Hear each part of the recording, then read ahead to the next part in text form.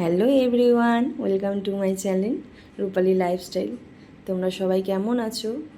আশা করছি সবাই ভালো আছো, আমিও খুব ভালো আছি। আর এদিকে দেখো, সকাল সকাল আমার মা লাউ শাকটা দিয়ে পাঠিয়েছিল।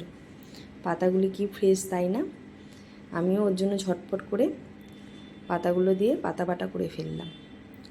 লাউ পাতা বাটা খেতে কে কে ভালোবাসো আমাকে অবশ্যই কমেন্ট করে জানিও। আমাদের তো সবারই খুব ভালো লাগে।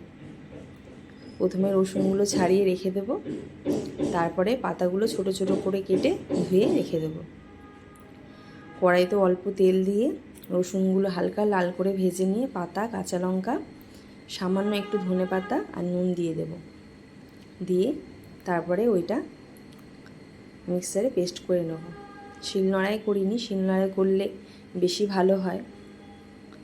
তারপরে ওই পেস্টটি আবার কড়াইতে অল্প একটু তেল দিয়ে কালো জিরে ফোড়ন দিয়ে পেস্টটা দিয়ে দেবো। যতক্ষণ না শুকনো হয়ে আসছে ততক্ষণ নাড়তে থাকবো। তারপরেই রেডি হয়ে যাবে আমাদের লাউ পাতা বাটা। আর এই লাউ পাতা বাটা থাকলে আর কিছু লাগে না, গরম গরম ভাতের সঙ্গে খুবই ভালো লাগে খেতে। প্লিজ একটা সাবস্ক্রাইব, লাইক, শেয়ার করতে ভুলবেন না। আবার দেখা হবে, টাটা।